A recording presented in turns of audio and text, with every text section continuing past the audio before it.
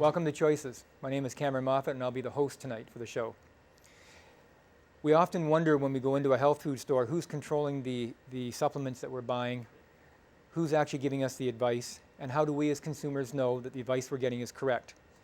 We're going to have a look into the health food industry on Choices, and we'll discover hopefully some ideas on how we can be certain that what we're purchasing is correct and whether or not it's therapeutic.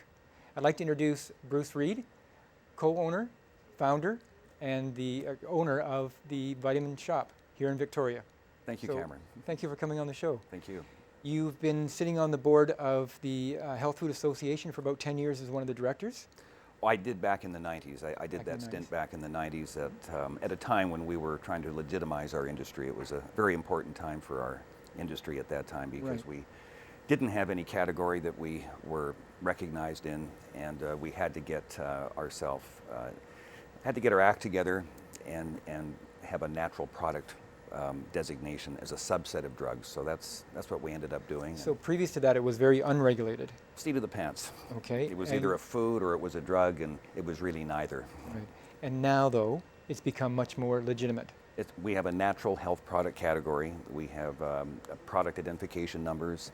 We have monographs that explain the products and what they will do. Okay. And it is now legal for us to make claims. Claims as in? What the product can benefit you, how it can benefit you, the dosages. Okay. And much, much better. Okay. It's been expensive, though. Yeah, I understand. Yes, I've read a little bit of that in the Life magazine. Yes. And Alive magazine.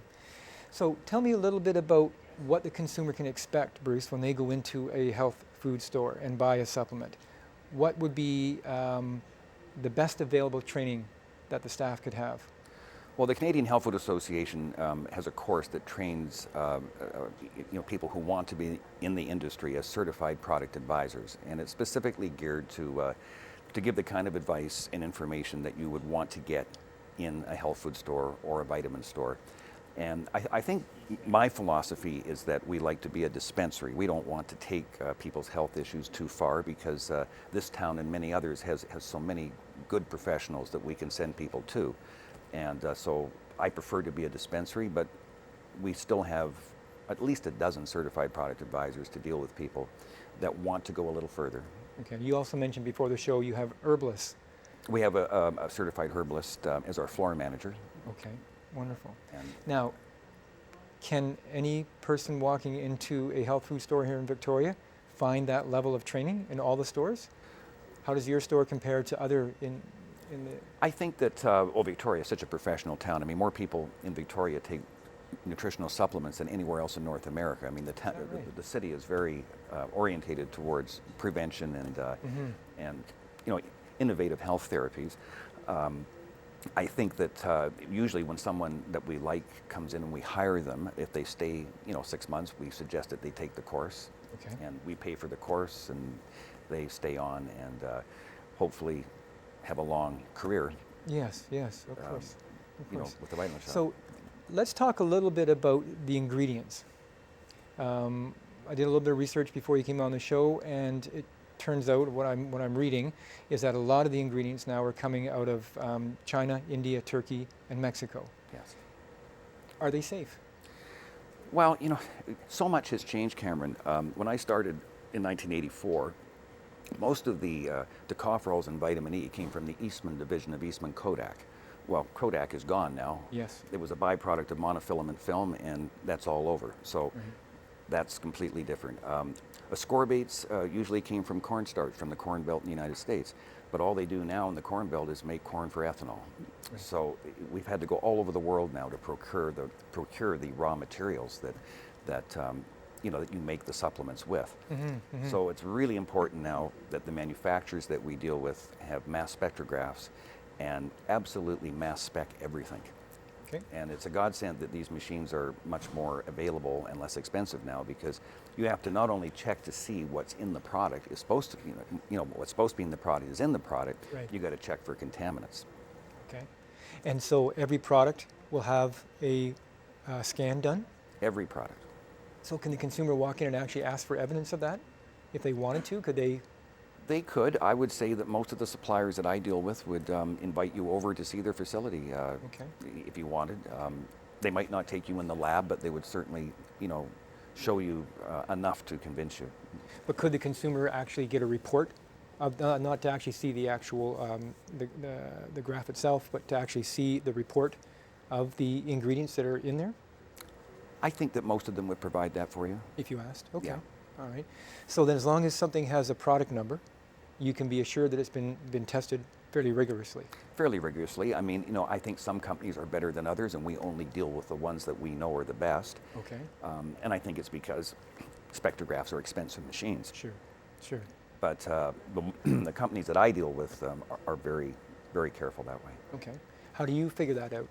As a purchaser of these ingredients, as a store owner, how do you know what is a good product and what's a not so good product? Well, after 30 years, I've got a lot of relationships with Yes, I my imagine you suppliers, and I've known them all forever, and it's very much a community that's very together. So the word gets out, who's good, who's not good, who to avoid. Exactly, and we have a great relationship with our suppliers because they have to help us in the dissemination of these products to the public. They give us lots of support, both technical and otherwise, to help us educate the public. Okay, excellent.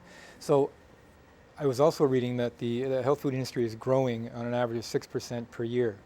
And they're suggesting that by 2017, we're looking at, I think it was $28.8 billion worldwide. Is that a good thing for the industry that it's growing this much? Well, I think it is. I mean, it's hard to find people that don't take supplements. I mean, almost everybody does. Yes. Yeah. And it's been very much a growth industry, and I think it's really taken off since we've got our regulations in place, because it gives us more latitude to sell the product. Plus, the big box stores and the mass market have come into the industry now because they can now make claims. Right. And plus they wouldn't carry anything anyway that wasn't legal. So it's opened up a lot more. Okay. Of the. Speaking of the big box stores, we were discussing a bit of that before the show.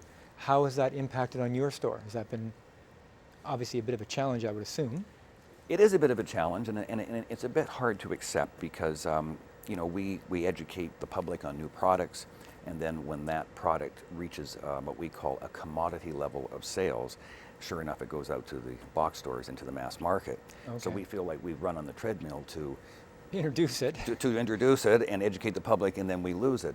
Right. But it has to be, because the suppliers that we deal with need the extra volume in order to cover the cost of Right. making these wonderful products and the research and development. So I think retailers, if they look a little bit beyond the obvious annoyance, they'll understand that it pretty much has to be that way.